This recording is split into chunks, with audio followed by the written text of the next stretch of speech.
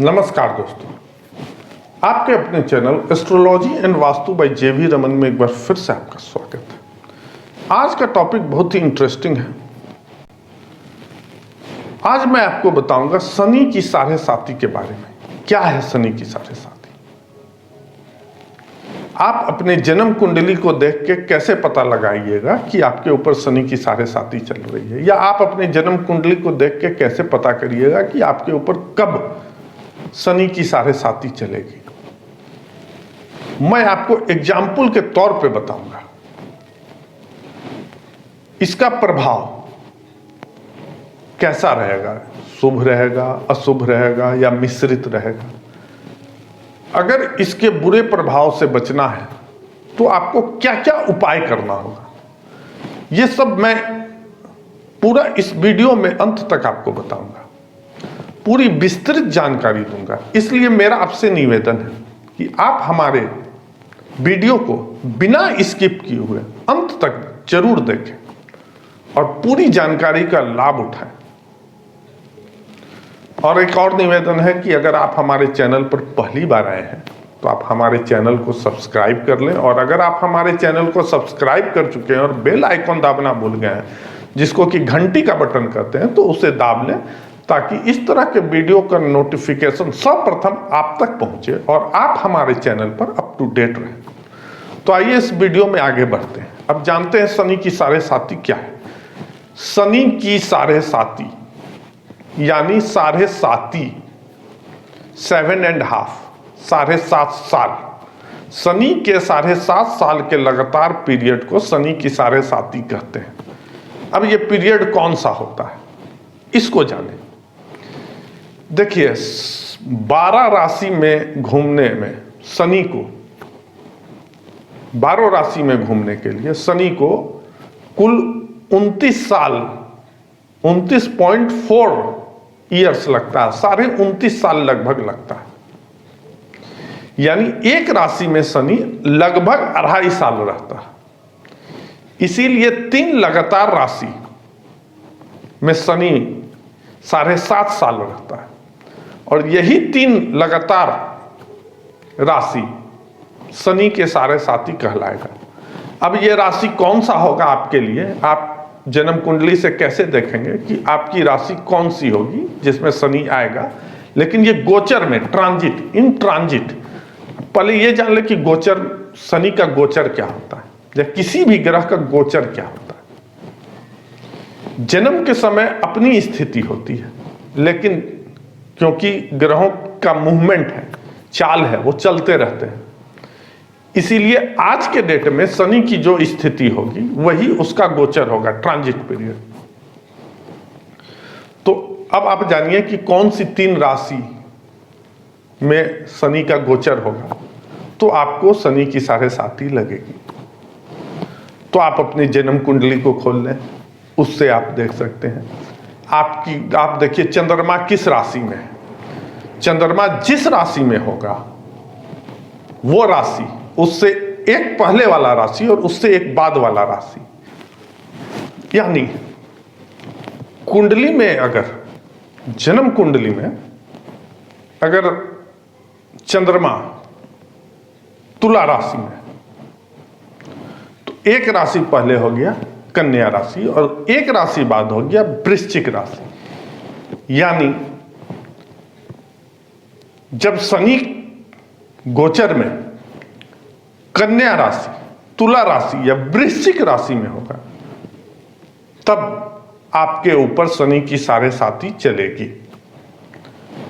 अब एक चीज और जान लें कि अगर शनि किस राशि में है तो कौन, अगर शनि कोई राशि में है गोचर में, तो किन राशि वालों, किन चंद्र राशि वालों के लिए, जिसका जन्म कुंडली में चंद्र राशि, किन चंद्र राशि वालों के लिए शनि की साढ़े साती लगेगी। तो मान लीजिए शनि जिस राशि में है गोचर में, तो उस राशि में, उस राशि से एक राशि पहले राशि में और एक राशि बाद राशि, ये 3 राशि में अगर जन्म कुंडली में आपका चंद्रमा है तो आपके ऊपर शनि की साढ़े साती लग रही है। यानी अगर गोचर में शनि कर्क राशि में, तो एक राशि पहले हो गया मिथुन राशि और एक राशि बाद हो गया सिंह राशि। यानी अगर शनि का गोचर कर्क राशि में, तो जन्म कुंडली में अगर आपका चंद्र राशि या चंद्रमा मिथुन राशि में है या कर्क राशि में है या फिर सिंह राशि में है, तो आपके ऊपर शनि की साढ़े साती लग रही है। इस तरह से भी आप जान सकते हैं। मैं एग्जाम्पल के तौर पे अभी आपको बताऊंगा कैसे आप पता लगाएंगे, लेकिन एक चीज और जान लीजिए, आपके जीवन में जैसा कि पहले मैं आपको बता चुका हूं कि कुल लगभग 29.5-30 साल लगता है शनि को 12 राशि में ट्रैवल करने में, घूमने में। तो आपके जीवन काल में कम से कम 2 शनि की साढ़े साती चलेगी, 2 बार, और बहुत ज्यादा रेयर केस में 3 बार चलेगा, क्योंकि 30 साल बाद ही आएगा। फिर एक बार जब शनि की साढ़े साती हो गया, पार हो गया, तो वो पीरियड 30 साल 29.5 साल के बाद आएगा। इसीलिए मैं कह रहा हूं। अब आप आइए एग्जाम्पल पे। एग्जाम्पल वही रहेगा जो मैं पहले बताया। 10 मार्च 1977 6:35 सवेरे AM जन्म है। कुंडली आप स्क्रीन पे देख रहे हैं। यहां देखिए चंद्रमा किस राशि में है, देखिए अष्टम भाव में है और तुला राशि में है, 7वां राशि। तो इससे एक राशि पहले हो गया कन्या राशि और एक राशि बाद हो गया वृश्चिक, यानी 6, 7, 8 राशि।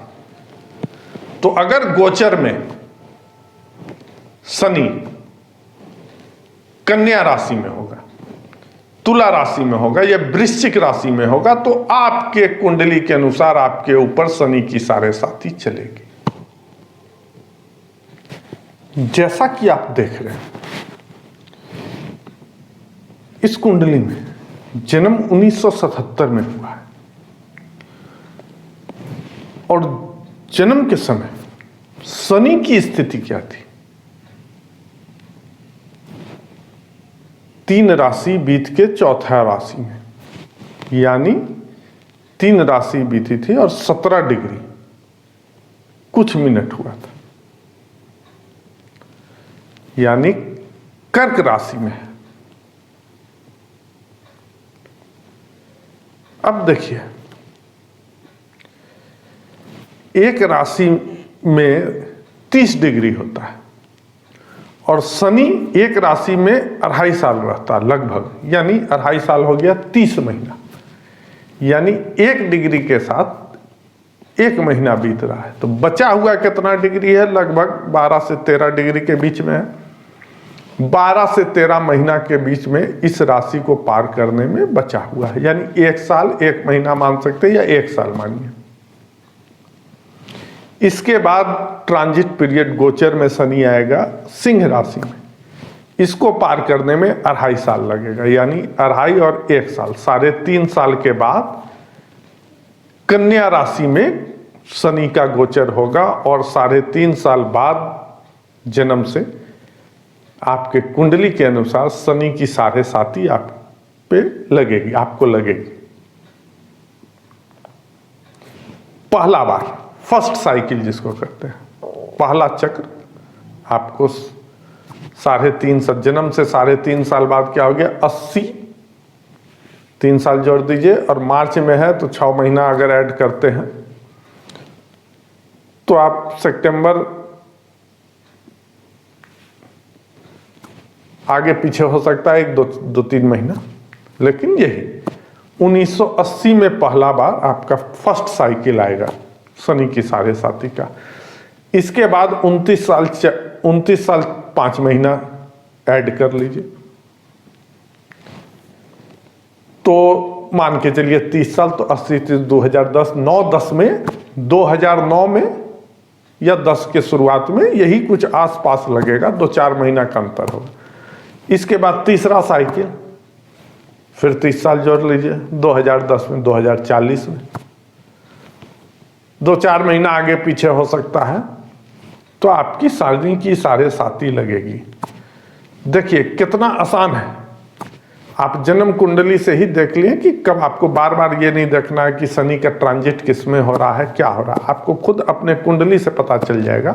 आप देख लिए कि किस राशि में हम हैं, शनि है हमारे कुंडली में, शनि है, और किस राशि में जाने से लगेगा शनि की साढ़े साती चालू हो रहा। तो यहाँ एक राशि बचा हुआ है और एक राशि में कुछ आप बिता चुके हैं, 17 डिग्री यानी 18 डिग्री लगे, 12 एक साल इसीलिए लिए, तो 3.5 साल।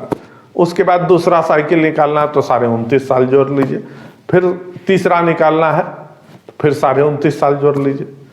तो यही प्रोसेस है। तो यहां तक मुझे उम्मीद है कि आप लोग समझ गए होंगे। अब मैं आपको आगे इसके प्रभाव के बारे में बताऊंगा कि कैसे आप इसका प्रभाव देख सकते हैं कि आपके कुंडली पे कैसा असर देगा, आपके जीवन में शनि साढ़े साती की क्या प्रभाव रहेगा। तो ज्यादातर लोग इसे चंद्र कुंडली से देख लेते हैं। अब देखिए चंद्र कुंडली से अगर देखेंगे तो चंद्रमा कहां रहेगा, लगन में। तो एक घर पहले और एक घर बाद में, तो यानी एक घर पहले जब पहला चरण आएगा तो 12वां भाव होगा जो कि व्यय हाउस होता है, इसकी गणना हो जाएगी। और दूसरा चरण जब आएगा तो इसमें लग्न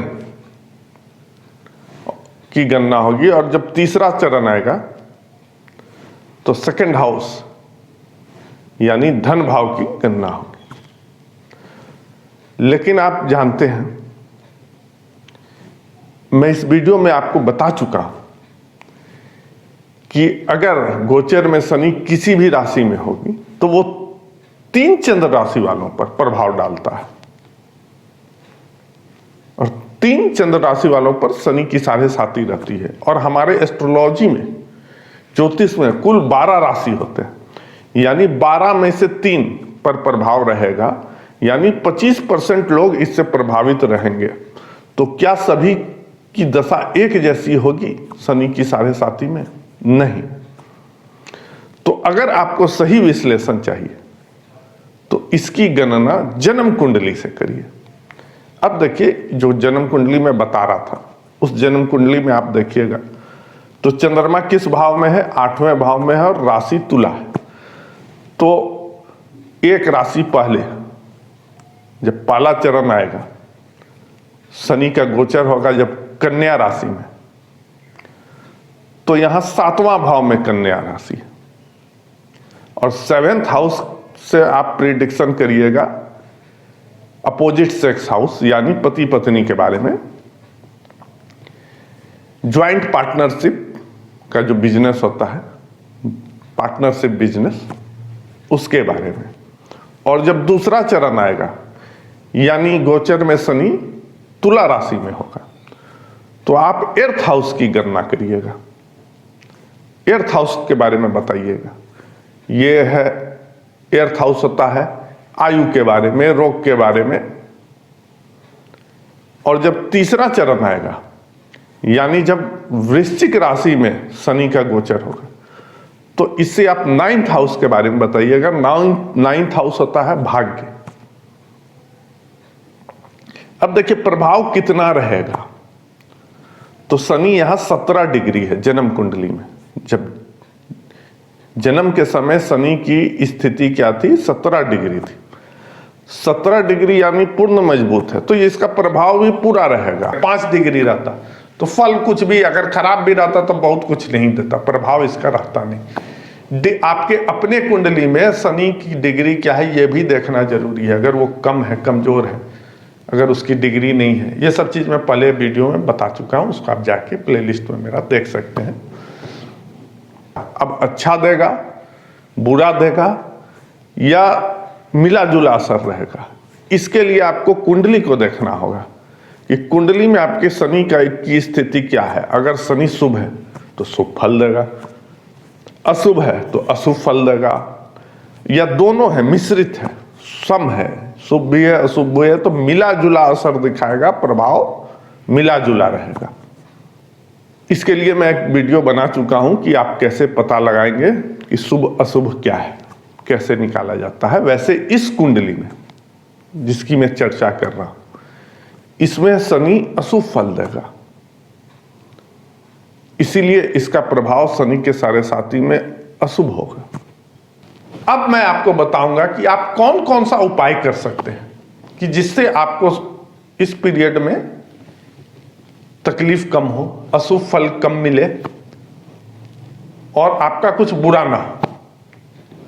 इसके प्रभाव से आप कैसे बच सकें।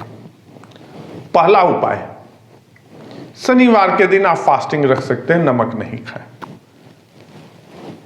काली गाय, काला कुत्ता या कौवा को रोटी खिलाएं, इससे बहुत फायदा होगा। नित्य दिन हनुमान चालीसा का पाठ करें। अगर नहीं कर पा रहे हैं, ये तो बहुत सिंपल है, तो मंगलवार और शनिवार को जरूर करें।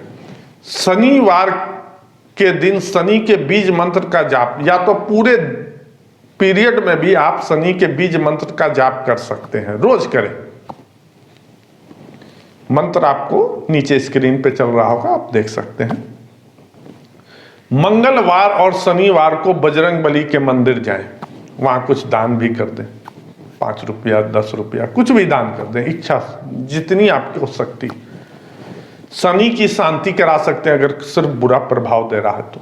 अगर अशुभ है शनि आपके कुंडली में तो शनिवार को काला तिल, काला कंबल, काला जूता, उड़द दाल और भी बहुत चीजें, इसका दान कर सकते हैं आप। पीपल में जल दें, जल में दूध मिला के भी दे सकते हैं, और दीप भी जलाएं, और वहां प्रसाद के रूप में गुड़ और काला तिल अर्पित कर दें।